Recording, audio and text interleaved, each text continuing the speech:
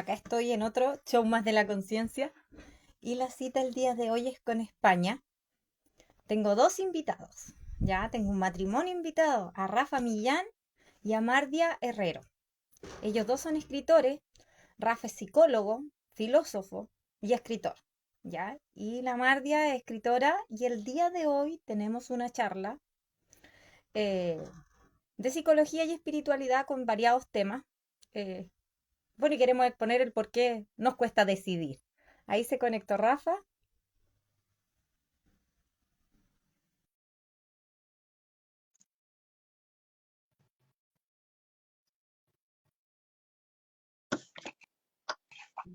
Hola, Hola, pues vente, vente más hola, para acá. hola, hola Vente Mardia, más por ¿cómo acá, entre están? los dos. Hola, hola. Maravilloso. ¿Qué ¿Nos, tal? nos escuchas bien a esta distancia? Sí, se escucha perfecto. Sí. Pues tiene que se te ve a ti más que a mí. Bueno, Muy bien. darles la bienvenida y el agradecimiento por compartir en este espacio, en el show de la conciencia. Un gusto tenerlos a ustedes dos acá. Muchas gracias. Gracias. Que estamos todavía aquí buscando la manera de colocarnos. Muy bien, yo creo que así está bien. Ahí estamos bien, ¿verdad? Como que por ahí está bien, ahí se ven perfectos los dos. Bueno, cuéntenme cómo están. Bueno, pues nada, con ganas de verte. No nos prodigamos mucho en directos de Instagram, es algo que casi nunca hacemos, así que estamos en tus manos. A Ah, ver cómo se nos ya. da, de qué charlamos, cómo estamos y muy agradecidos. Maravilloso. Bueno, yo les tengo un par de preguntas que les quiero hacer y ahí ustedes me van respondiendo la, las preguntas que tenemos acá en la comunidad de GEA Conciencia. Bueno, ya los estábamos presentando a ti, Rafa, como psicólogo, filósofo y escritor, y a Mardia como escritora. Y el día de hoy nuestro tema es, bueno, son variados temas y hartas preguntas, pero ¿por qué nos cuesta decidir? ¿Y qué tan importante, si nos cuesta decidir, partamos con una pregunta, la importancia de conocernos a nosotros mismos o qué opinan de esta frase, conócete a ti mismo, porque igual tiene que ver con saber decidir. Así ¿Qué opinan? es, claro. Claro, para mí decidir es ser, ¿no? Somos seres decidientes, ¿no? Y tal vez sea una de las cualidades primarias y constituyentes de lo que somos, que tenemos que estar siempre determinándonos hacia algo o para algo. No podemos, como decía el filósofo Ortega y Gasset, solo ser, sino que nuestra vida es un qué hacer. Entonces, necesariamente implica estar en una tensión continua entre el lugar hacia donde vamos y el de dónde venimos. Es decir, yo sí que aquí soy un poco existencialista y creo que la libertad y la libertad humana como la vivimos es un constituyente básico de lo que somos y no se puede escamotear, ¿no? Por eso el vivir humano tiene siempre la sensación de que podemos lograrnos o malograrnos, de que podemos conseguirlo o no, y de que lo que estamos viviendo importa, que no solamente es un juego, y de que podemos hacerlo bien o mal. Si no hubiera libertad y si no hubiera que tomar decisiones, nada sería bueno ni malo. Entonces, en consecuencia, conocerse uno a sí mismo y saber quién uno es la clave para tomar decisiones. ¿No, Martía? ¿Qué piensas tú? Nada, sí, es solo añadir como que, claro, en ciertos contextos espirituales muchas veces se considera como que hay que estar en el flow y entonces no decidir nada, ¿no? Dejar como que la vida misma decida por ti, porque eso significa que tú eres lo suficientemente permeable a la vida, lo suficientemente receptivo espiritualmente, ¿no?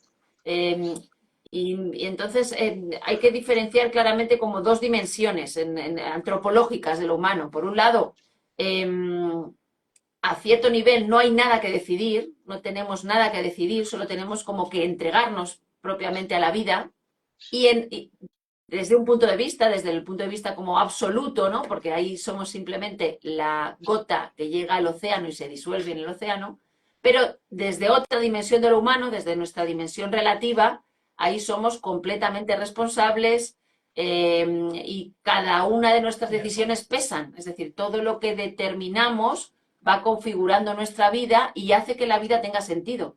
Es decir, si la vida fuera un simple juego, no habría sentido, pero lo hay, ¿no? Entonces hay que estar siempre, la clave en lo humano es ser capaz como de armonizar continuamente estas dos dimensiones.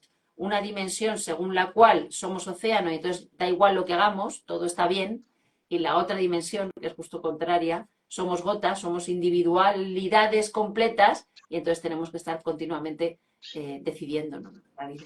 Y esa decisión individual, aunque sea como bien dice Marc en el plano de lo relativo, es tremenda, tiene un peso y una carga enorme porque cada decisión es eterna e irrevocable. Una vez que está tomada y que actuamos en el mundo no se puede cambiar. Y aquí yo siempre recuerdo esta idea filosófica que bien considerada pone los pelos de punta y que suele ser muy mal entendida, que es lo que decía Nietzsche del eterno retorno. Es decir, tenemos que tomar cada decisión como si fuera universal, como si fuéramos a vivir eternamente nuestra propia vida y entonces esa es la decisión que tomáramos, ¿no? Y esto desde ahí asusta un poco. ¿Soy capaz de tomar cada pequeña decisión que tomo cotidianamente como si fuera eterna e irrevocable, como si configurara completamente el ser y volviera a tomarla una y otra vez si viviera mi vida de manera continua en el eterno retorno? Es tremendo, ¿o no? Sí, yo estaba para compensar un poco, porque claro, Sí, sí, esto las dos cosas, las es dos como, cosas. claro, está la, ¿cómo es? La insoportable levedad del ser y está la insoportable pesadez del ser, tal Eso y como es. nos lo planteas, ¿no? Pues desde el otro punto de vista, la levedad, ¿no? Raymond Paniker decía siempre, cuando hablaba del arquetipo del monje, el monje es la persona que está en la búsqueda y en el anhelo y en la entrega de lo uno. En el arquetipo del monje, uno va practicando poco a poco hasta que llega el punto en que no tiene nada que decidir, todo se decide solo, porque ahí ya tiene el corazón abierto y como decías al principio, ya se conoce a sí mismo. Exacto, pero hay que llegar a ese punto, porque yo estoy también, a lo mejor es verdad que estoy como diciendo el discurso desde ese lado de la gravedad del ser, porque veo muchas veces en redes lo contrario, gente que cree que está como en altos niveles espirituales cuando a lo mejor no ha dado ni siquiera los primeros pasos, ¿no? Y están en este punto de no, yo no decido nada ni hago nada y todo queda hecho a mi través, cuando todavía no son capaces ni de constituir un yo suficientemente sólido como para poderlo trascender. Porque como preguntabas al principio por la identidad y por el conocerte a ti mismo, para poder ir más allá de mi yo, primero hay que tener un yo suficientemente sólido. En el sufismo se dice que hay que tener algo que entregar. Yo no puedo entregarme si primero no me he construido, no puedo irme al flow si primero no estoy en todas las dimensiones de lo humano suficientemente, no voy a decir plenamente, pero bueno, vamos a decir suficientemente constituido como un ser adulto, maduro, autodeterminado y autónomo, y entonces ya si me centro del todo, como diría Antonio Bley, en ese centramiento total, ya es donde me puedo disolver como la gota en el océano y estar en ese lugar en el que no hay que decidir. Pero yo no conozco a casi nadie que esté ahí, ¿eh? A una o dos personas en mi vida he conocido. Algo súper importante que también se mencionó, que nada es casualidad, que hay una cierta sincronicidad. ¿Qué opinan de eso? Yo creo que la respuesta va a ser muy similar a la que te hemos dado ahora, ¿no? Porque desde cierto punto de vista todo tiene sentido y entonces no hay casualidad y ahí es donde opera la sincronicidad, pero también hemos conocido gente totalmente obsesionada con la sincronicidad que acaba tomando decisiones muy poco conscientes solo por estar atento a todo, a dónde me llevan las señales, ¿no? Se deja llevar hasta tal punto por las señales que se pierde, ¿no? En esto, a mí me ayuda mucho en esto la interpretación de un pasaje de la Odisea, el momento en que Odiseo o Ulises se enfrenta a las sirenas es muy interesante, ¿no? Porque las sirenas con su canto conseguían llevar a la perdición a los barcos. Entonces él se ata al mástil y las está escuchando, es decir, él escucha a las sirenas cantar, pero como está atado al mástil, pues no puede irse hacia ellas o hacer lo que ellas piden, ¿no? ¿Qué son las sirenas aquí? Las sirenas son todas esas señales en la vida que no buscan que tú vuelvas a tu hogar, sino que te llevan a perderte, ¿vale? Mientras que, ¿qué representa ahí la posición que tiene Ulises, Odiseo? Al estar bien clavado en su mástil, él está situado bien en su centro interior, él está en su centro. Entonces, en la medida en que estás, en que alcanzas tu centro, estás en el camino del autoconocimiento, ahí tienes la suficiente fortaleza como para discernir qué señales son cantos de sirena y qué señales te van a llevar verdaderamente a tu destino, ¿no? Entonces, hay que hacer un trabajo de discernimiento vital continuamente en la vida. Sí, como diría Sartre, la libertad es en cierta forma una condena de la que no nos podemos liberar. Queramos o no, estamos metidos ya en la película y estamos condenados a ser libres. Y esta metáfora que dices es muy interesante y muy precisa como la estás describiendo y podríamos añadir, desde una perspectiva tal vez más psicológica, que la persona completa no solamente es Odiseo o Ulises en el mástil escuchando la sirena, sino todo el barco completo, que está lleno con el resto de los marineros que se ponen ceras en los oídos para no escuchar a la sirena y seguir haciendo lo que tienen que hacer. Porque muchas veces las decisiones hay que tomarlas así, ¿no? Yo voy como marcando un rumbo, una dirección a casa y aunque escuche los cantos de sirena y me permita escucharlos, porque no se pueden reprimir, sino que tengo que estar idealmente como Odiseo en el centro escuchando, aún así tengo que seguir haciendo lo que hay que hacer. Muchas veces en terapia me pregunta la gente, bueno, es un tema típico, ¿no? Tomar una decisión. Pues dejo a mi pareja o sigo con ella, o elijo este trabajo o no lo elijo, ¿cómo sé lo que tengo que hacer? Y entonces hay mucha gente hoy en día que está buscando, sobre todo las que vienen a mi consulta en el ámbito de espiritualidad y psicología transpersonal, que están buscando eso, una señal, algo o una guía, normalmente una guía externa que les diga qué es lo que tienen que hacer exactamente.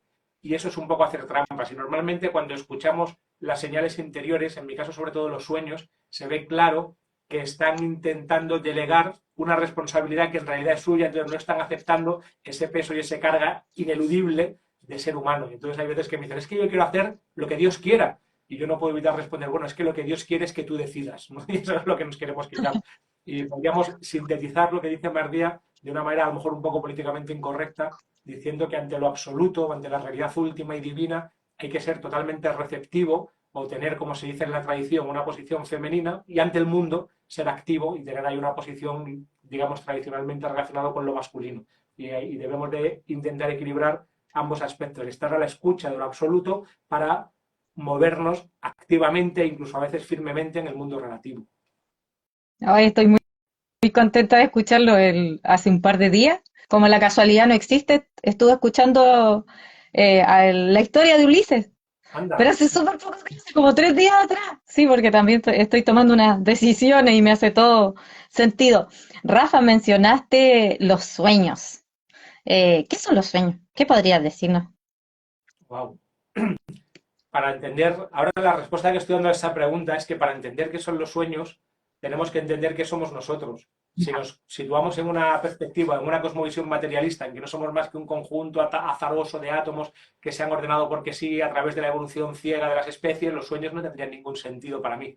Sin embargo, si somos, en la línea de lo que está diciendo Mardía, seres incardinados en el sentido, y si lo primero en nosotros es esa cualidad interna que tiene que ver precisamente con la búsqueda autodeterminada de un sentido vital, entonces los sueños tienen todo el sentido. Serían, de una manera así, muy dicho de una manera muy tosca o muy burda, el lugar intermedio como el puente o el espacio intermedio que une lo absoluto con lo relativo. Los sueños pueden venir de cualquier estrato de mi ser, no pueden venir directamente desde la divinidad, los sueños proféticos, que son muy raros y muy valiosos, también pueden venir de otros lugares, de aspectos intermedios espirituales o de mi propio inconsciente. Entonces son los sueños más biográficos, que son los habituales o la mayoría. Yo puedo estar, por ejemplo, orinándome y soñar que voy al baño o soñar con las cataratas del Niágara. Los sueños suelen exagerar mucho y colocan los símbolos de una manera en ocasiones muy agigantada y grandilocuente precisamente para expresarse con claridad porque son muy locuaces, pero también puedo soñar con arquetipos que tienen que ver con mi forma de interpretar la realidad o puedo soñar directamente con las realidades espirituales. Entonces, el sueño puede venir de cualquier nivel porque antropológicamente estamos funcionando a la vez en todos los niveles. Somos cosas, somos animales, somos seres afectivos, emocionales, sociales y también espirituales y hasta divinos o cuasi divinos. A lo En mejor es cierta una manera, respuesta o muy sea, sencilla. si tenemos sueños porque nuestro inconsciente se está comunicando con nosotros, ¿se podría decir? ¿O Sí, no? si Sí. decimos un inconsciente que no sea solo individual biográfico, sino que está abierto a otras dimensiones del ser, entonces sí. Viene filtrado siempre a través del inconsciente personal, eso es verdad. Siempre que yo sueño, sueño para mí. Y entonces una parte de mí mismo está en contacto directo con lo real o en contacto directo con lo divino, tenemos el soplo divino en el corazón, y entonces incluso un sueño que venga desde lo absoluto viene siempre como, digamos, interpretado y filtrado por todos los estratos de mi vida inconsciente, que son muchos. Hay un inconsciente cultural, social, familiar e individual, ¿no? Entonces el sueño viene por ahí y el contenido manifiesto que yo puedo rescatar será siempre teniendo en cuenta que lo estoy soñando yo en mi situación, en mi momento concreto, en mi vida concreta, en mi época concreta, en mi familia concreta, etcétera. Gracias. Esta pregunta es para ti. ¿Cómo se pronuncia tu nombre? ¿Mardía? Mardilla, ¿Mardía? sí, ¿Cómo? así. Mardía. Mardilla, eso Mardía. es. Sí, Ya. eso es. Con hiato, Mardía. no hay diptongo, sino hiato. Ya. Me disculpo si me equivoco en algún momento porque estoy ahí en la cabeza, lo estoy repitiendo. Te tengo esta pregunta. En las decisiones, la intuición, ¿cómo sé? Pues las mujeres se sabe que nosotras conectamos más con la intuición, se dice por ahí. ¿Qué opinas tú de eso? ¿Cómo saber si estoy escuchando mi intuición? Bueno, yo esto lo he trabajado internamente porque no siempre me ha sido fácil diferenciar. Es decir, hay a veces que intuitivamente he sentido que tenía que hacer una cosa y me he equivocado y otras veces me ha pasado lo contrario. Es decir, es un trabajo también de toda la vida. Em, pero la intuición, en principio, la intuición es una cualidad que tiene que ver con la conexión con el corazón. Entonces, en la medida en que nosotros bajamos como la energía desde la cabeza, ¿no? Que casi siempre es dual, bajamos un poco la energía hacia el corazón, nos es más fácil conectar con la decisión adecuada, ¿no? Que casi siempre tiene que ver, cuando decidimos con el corazón, siempre tiene que ver con, pues, con sopesar lo material y lo espiritual, con sopesar como la misión más individual con el cuidado de la vida y con nuestras responsabilidades externas, y tienen que ver casi siempre que sea con el corazón, tiene que ver con el amor, ¿no? En esto insistía mucho Joseph Campbell, al final de su vida le hicieron una entrevista muy bonita y él decía básicamente que el único consejo que quería dar a la gente era ese, era como que actuaran con el corazón y que vivieran desde el corazón y que decidieran desde el corazón. Pero claro, luego hay que hacer ese camino, ¿no? El camino del corazón, que a veces no es fácil tampoco de discernir. De purificar el corazón. Para mí el corazón en mi lenguaje sería la metáfora de la totalidad de lo que somos. Entonces se trata de tomar una decisión no de manera parcial, desde solamente una parte o un aspecto, sino teniendo en cuenta todas las dimensiones implicadas en cualquier decisión. Y es algo muy importante y muy serio, porque como decíamos antes, decidir es quemar cartuchos. Y normalmente cuando tomo ciertas decisiones es muy difícil volver atrás si es que es posible y tomar otra decisión, o eso ya sería de otra manera o en otro momento. Entonces, una guía es la que ha dado Mardía, es perfecta, ¿no? Podríamos decir, en un lenguaje teísta, qué sería lo que quiere Dios de mí, ponerme al servicio de la totalidad desde el símbolo o la metáfora de Dios, y si no, pues intentar actuar desde el corazón, entendiendo el corazón eso como el centro o el epicentro de mi identidad, que incluye y abarca todos los aspectos de mi vida. Entonces, el límite de una mala decisión sería, por ejemplo, un adicto, que solamente ve una única dimensión, su adicción. Entonces, todo está relacionado con conseguir el objeto adictivo, el que sea, que puede ser una persona de manera codependencial, una sustancia, el juego, o puede ser también una adicción interna a la fama, al dinero, a una cierta imagen de mí mismo, que es lo típico de las adicciones narcisistas. Y todas mis decisiones están como enfocadas siempre en ese único camino de manera parcial. Esto es lo que yo llamo la sinécdoque, tomar la parte por el todo. Y la decisión sana o correcta sería la que tiene en cuenta la totalidad de lo real y la totalidad de lo que yo soy, que es algo a lo que nunca podemos llegar del todo, porque el todo siempre es misterioso y siempre nos desborda y nos sobrepasa completamente, porque precisamente yo como parte nunca puedo apresar el todo, pero sí debo de ponerme en esa dirección o en ese camino intuitivamente desde el corazón, para que si Dios quiere al final me pueda alinear, ¿no? Mi corazón como metáfora de lo divino se pueda alinear con lo real, con la gran metáfora de lo divino, y entonces estemos actuando de manera correcta. Gracias por tu respuesta. Vamos a hacer como un tipo recuento. Y bueno, a raíz de todas las preguntas que le estoy haciendo, ¿qué opinan de que la vida es una proyección de nuestro interior? Bueno, es que me hace gracia porque la respuesta casi siempre es la misma. Hay una dentro y hay una afuera, ¿no? Hay una dentro y una afuera. Hay una, por ejemplo, en el Corán, pero en muchas tradiciones se suele decir como que toda la realidad, la manifestación se ha creado en pares de opuestos. Entonces, siempre es mediante la integración de los dos pares de opuestos como nuestro corazón se conecta con la unidad, con el uno, con el sentido, con la verdad, con el bien, etc. ¿no? En este sentido, hay una dimensión interior en nosotros que tiene cierta capacidad de proyectar, de co-crear el mundo hacia afuera, y también hay una realidad externa que tiene que entrar en nosotros. Cuando mis alumnos, yo soy profesora de lengua, y cuando mis alumnos me preguntan ¿y para qué sirve la lengua? Les digo siempre, es que, claro, porque ahora tienen como estas preguntas utilitaristas los chavales, yo les digo, pero ¿cómo podéis decir que no sirve nuestra asignatura? Porque ¿para qué sirve la lengua?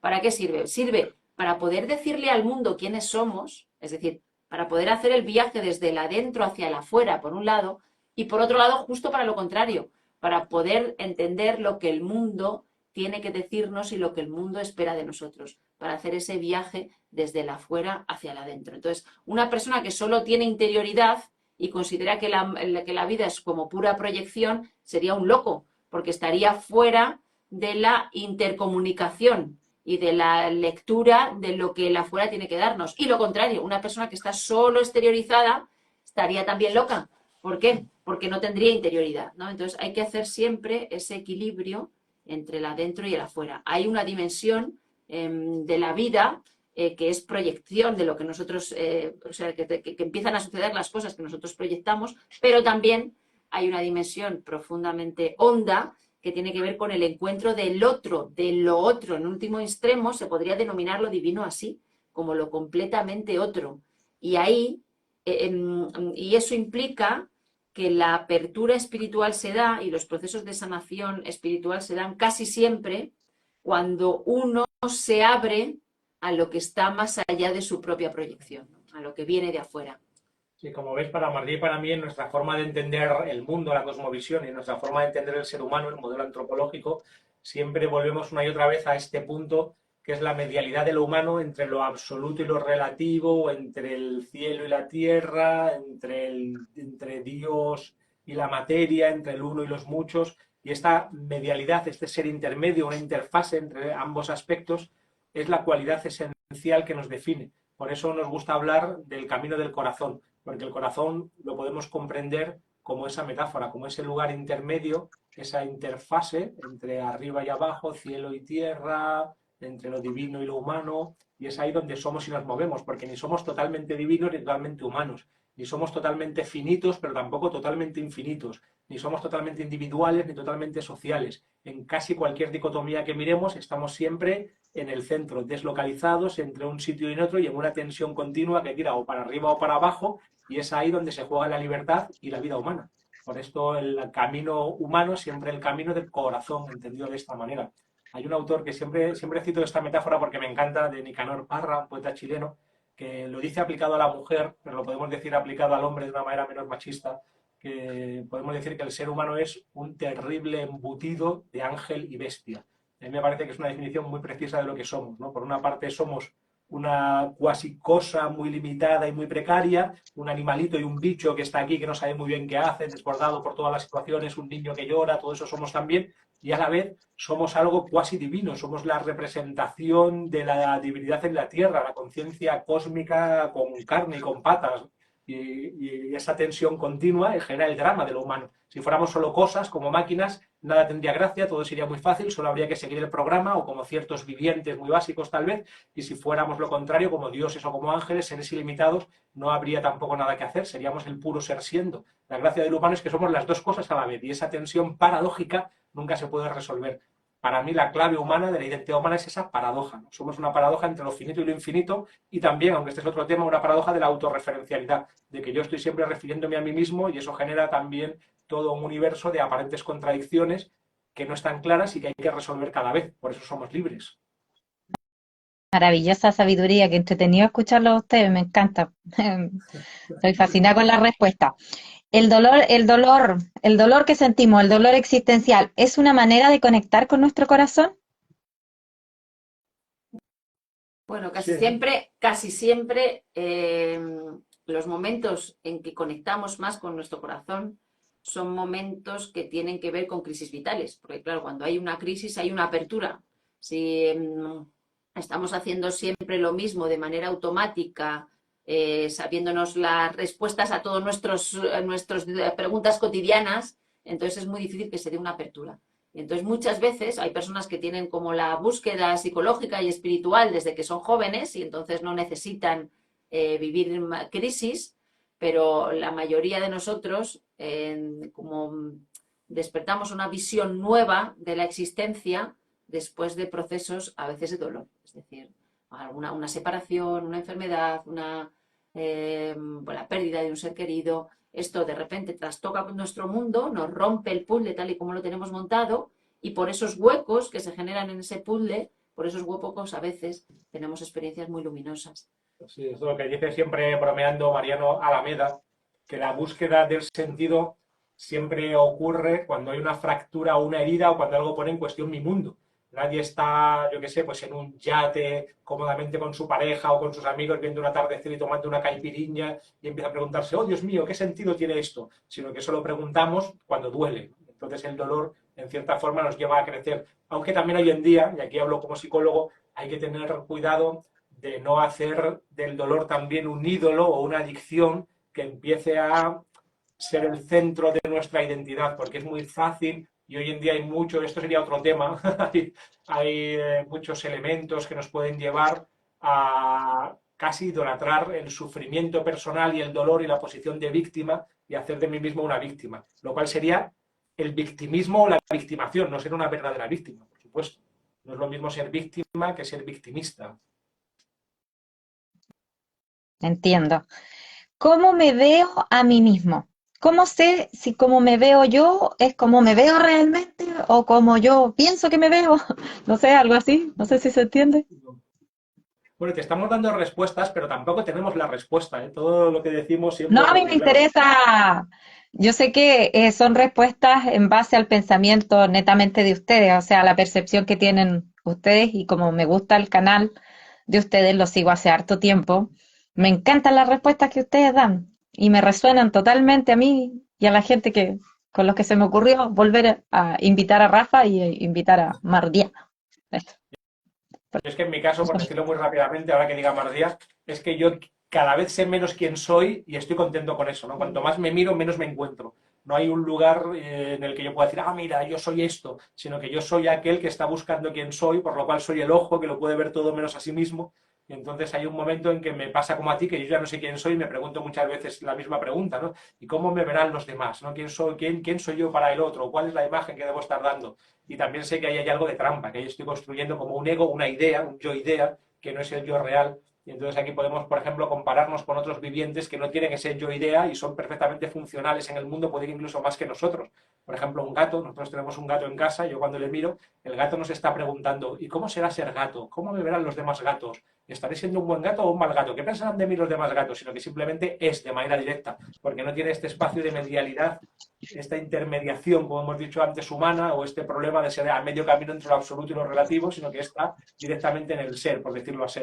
Como dicen en la tradición Zen, todos los animales tienen la naturaleza de Buda, es decir, están iluminados, están de alguna manera en un contacto más directo con el ser, lo cual no implica que el ser humano no pueda llegar a eso en un nivel más profundo, precisamente porque tiene una libertad que tiene que ganarse para luego entregarla. Es un proceso dialéctico de otro nivel o todavía más complejo.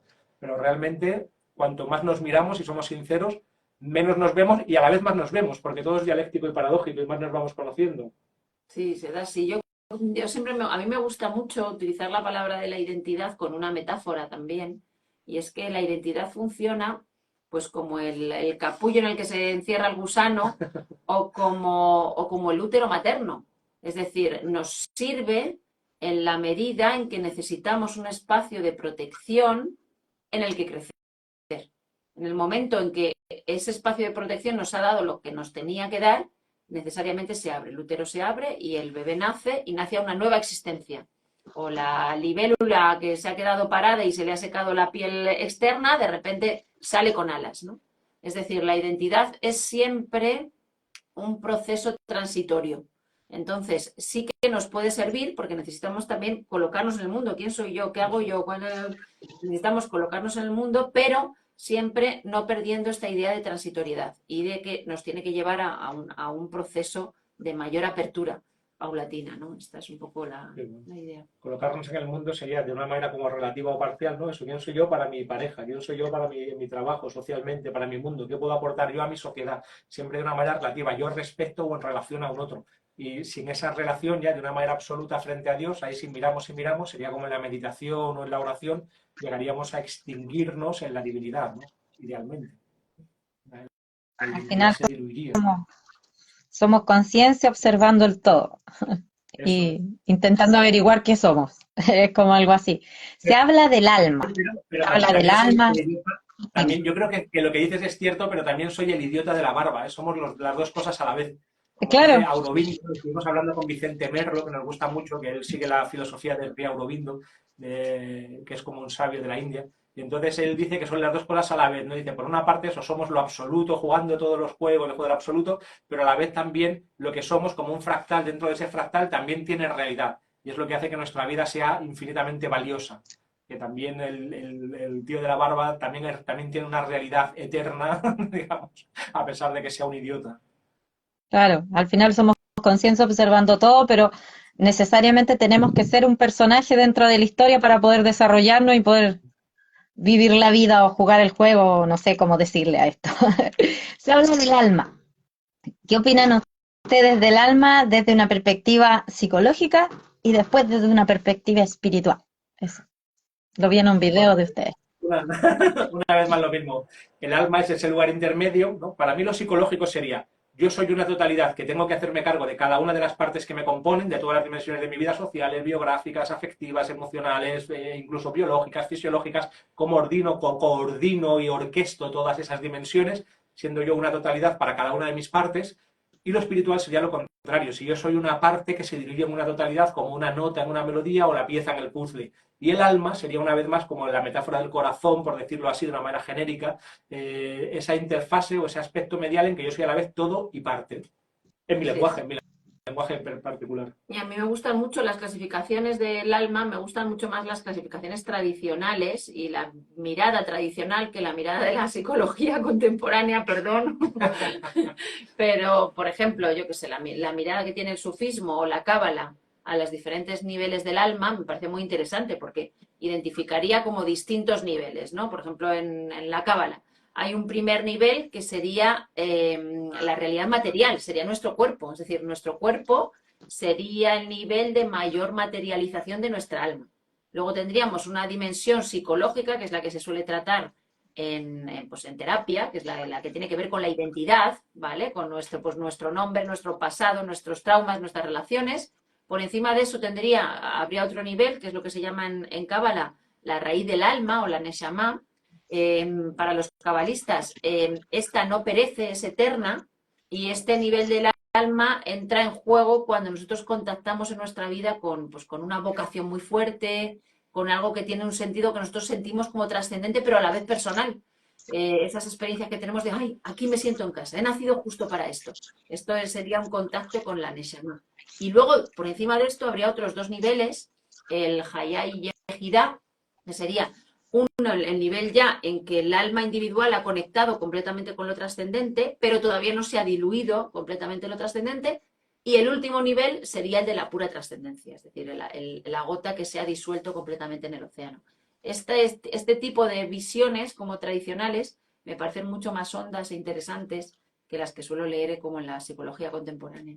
Bueno, es que la psicología contemporánea llega a tal punto de degradación del humano, con perdón por lo que digo y en mi opinión, que el otro día en un curso que estábamos dando estuve buscando fotos de uno de los fundadores y de los padres de la psicología moderna, que en la Facultad de Psicología en España se ve una y otra vez, que es Skinner, ¿no? El famoso conductista. Entonces a él se le ve siempre detrás de un montón de palomares donde hay palomas o de un montón de jaunitas donde hay ratas blancas. Porque como se supone que somos nada más que animales, ¿no? Darwin mediante, entonces él hacía los experimentos de condicionamiento con la rata, con la paloma, y lo extrapolaba tal cual a lo humano sin más. Entonces a mí me hace mucha gracia esa imagen, ¿no? Cuando se ve a Skinner con todas las palomas haciendo psicología.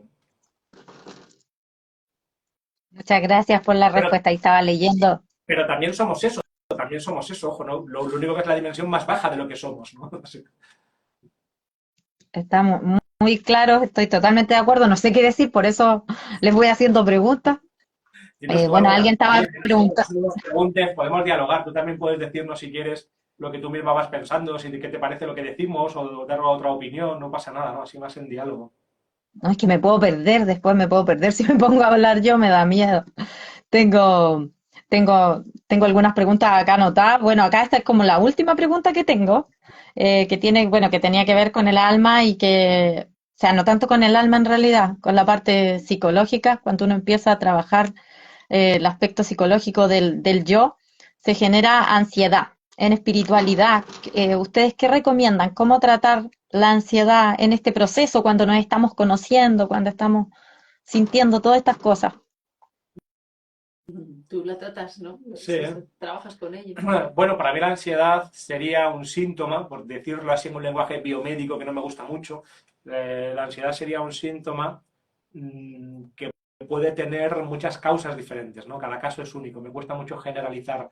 Yo siempre digo que la psicología es una estadística con n igual a 1, es decir, que es individual para cada uno, por lo cual no se puede hacer estadísticamente.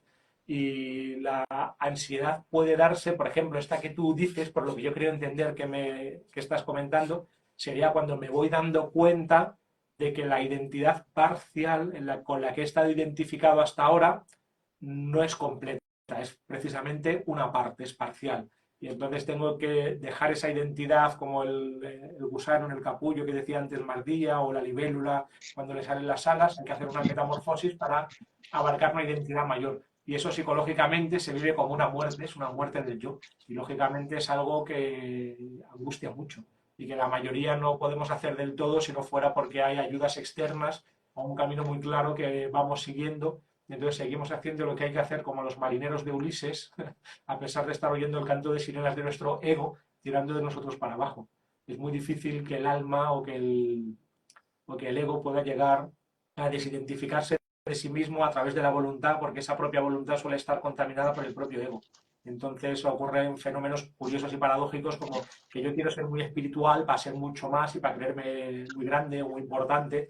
Y como era como en esta viñeta gráfica que me hacía a mí mucha gracia, que se veía como a uno así un budita meditando, y entonces se veía como que está aquí pensando, bueno, tengo que meditar, es muy importante meditar, cuando medite voy a conseguir grandes logros, y la siguiente viñeta está en blanco, y en la siguiente se ve que dice, y va, me iluminé, soy la hostia, ¿no? Soy el mejor, ¿no? Soy el amo, ¿no? Pues eso es, hay que tener cuidado con ese tipo de juegos, ¿no? Pero tener un cierto grado de angustia existencial a la hora de ir dando pasos en el camino espiritual, me parece que es algo necesario. Hay que tomarlo poco a poco y buscar la guía, si se puede, de alguna persona con un fondo suficientemente serio y sólido para que nos pueda guiar en ese proceso de una manera genuinamente altruista. Así.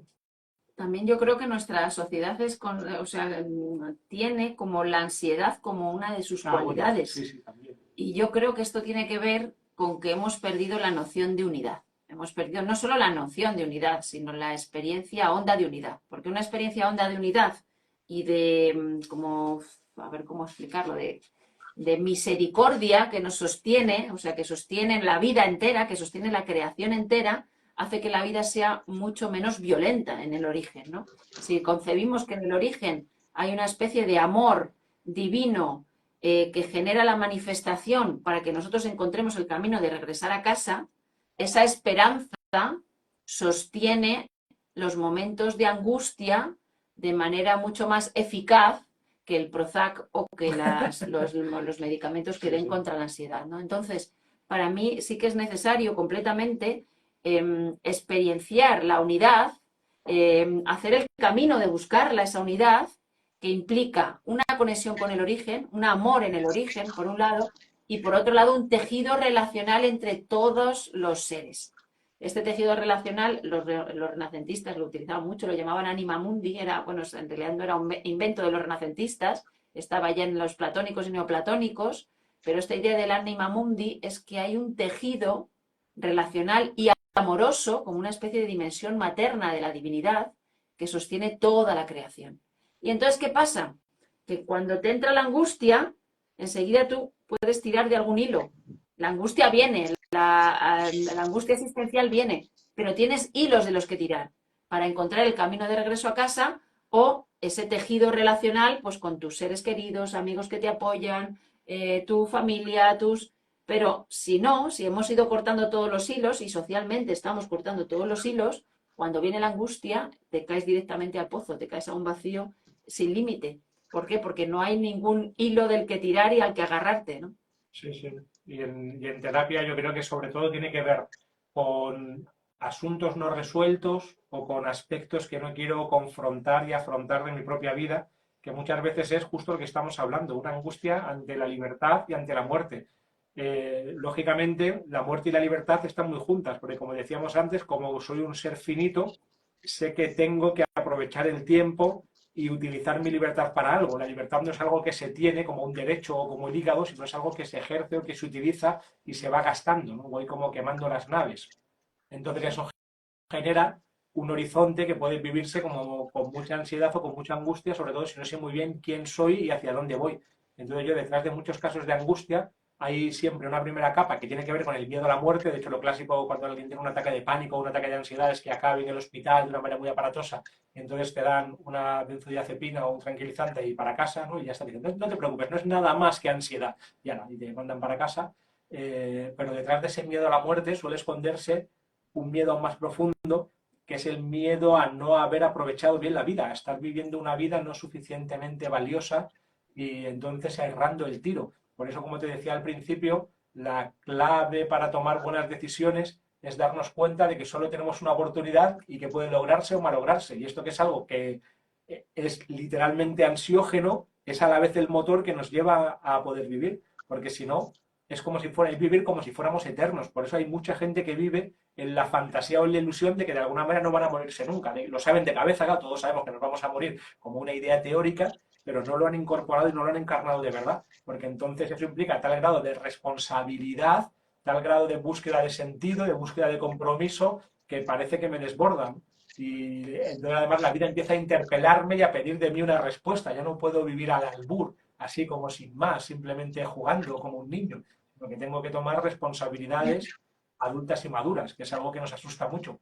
Gran parte de la ansiedad, ya no sé si esto es demasiado, es que el niño, nuestra parte infantil, no quiere acabar de aceptar las reglas del juego del mundo adulto, que tienen que ver con la responsabilidad, el compromiso, la búsqueda de un sentido hondo y de un sentido auténtico, que no valen sentidos infantiles, como por ejemplo dedicarme todo el día a jugar.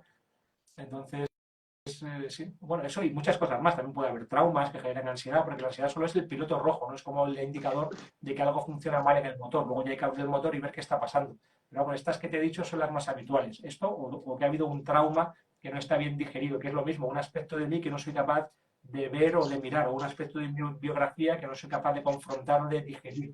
Entonces está ahí como un hueso de pollo atragantado o como una indigestión, siempre dando vueltas sin que yo pueda ni expulsarlo, ni metabolizarlo o incorporarlo, ¿no? Es el trauma.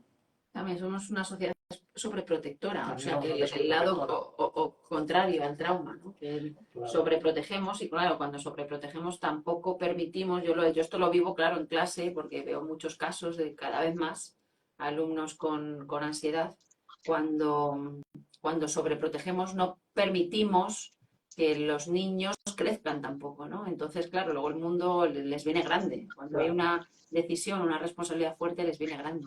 Esto es lo que decía, bueno, un señor que conocimos que decía una cosa muy tremenda, que no sé ni siquiera si decirla, me pongo a temblar solo de pensarlo, que era lo de cuando le preguntamos, ¿no? ¿Cómo se educaría a los niños desde una perspectiva, digamos, tradicionalista? No ya tradicional, sino todavía, pero como muy, muy tradicionalista, muy reaccionaria. Y decía, pues muy fácil, hay que decirle, si te portas bien, vas al cielo, si te portas mal, vas al infierno. Decimos, ostras, claro, eso es como la antipedagogía desde un punto de vista moderno, ¿no? Que hay que decirle al niño, no, tú haz lo que quieras, vive como quieras, no pasa nada, nada tiene consecuencias. Toda la vida es como un juego en el que podrás conseguir y lograr todo lo que quieras, ¿no?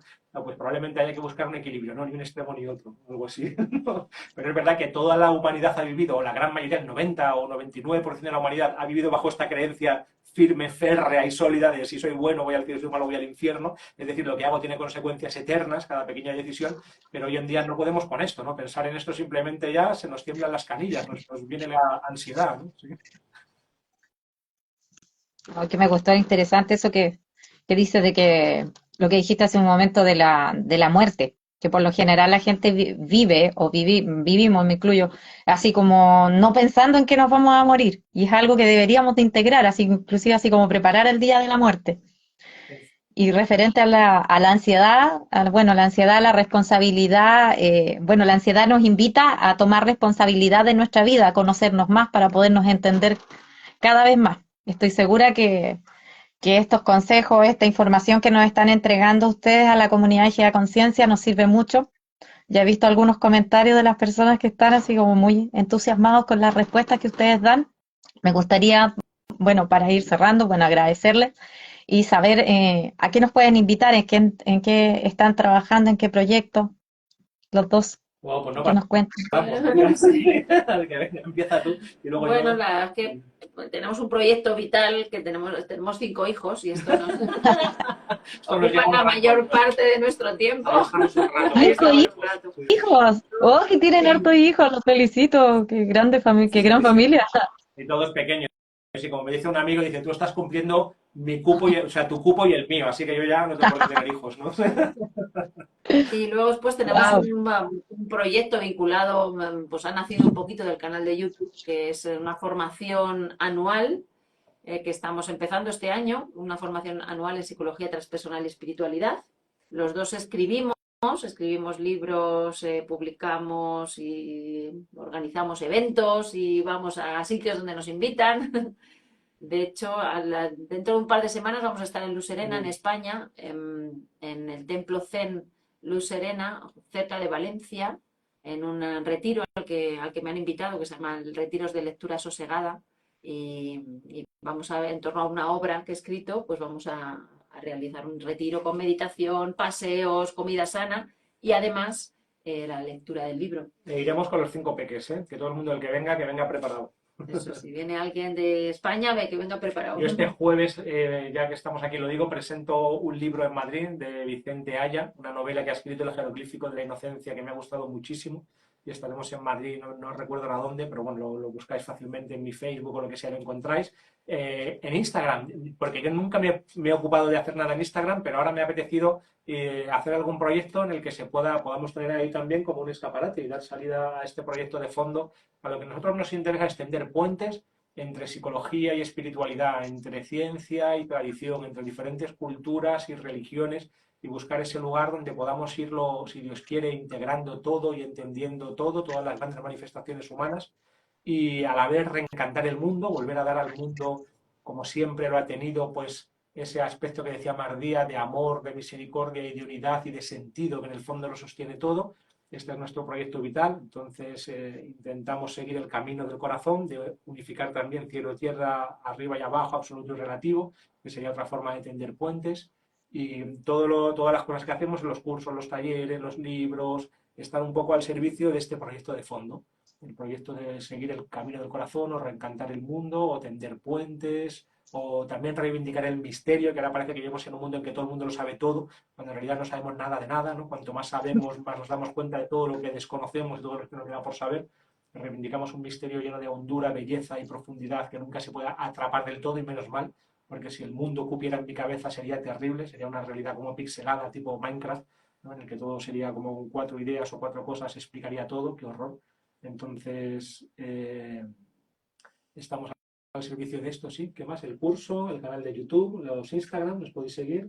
Y los Ya está. ya niños, y la y las vida, niñas, y los niños. y la vida. Maravilloso, Mardía, perdón. Rafa, muchas gracias por compartir acá con la comunidad, conmigo. Se pasaron, los admiro mucho, los felicito y espero sigan compartiendo toda la hermosa información y con tanta sabiduría como ustedes lo hacen. Así que un abrazo de Chile para España. Cuídense, que estén muy bien y nos vemos en otro show más de la conciencia. Muchas gracias a todos por compartir. Chao. Gracias.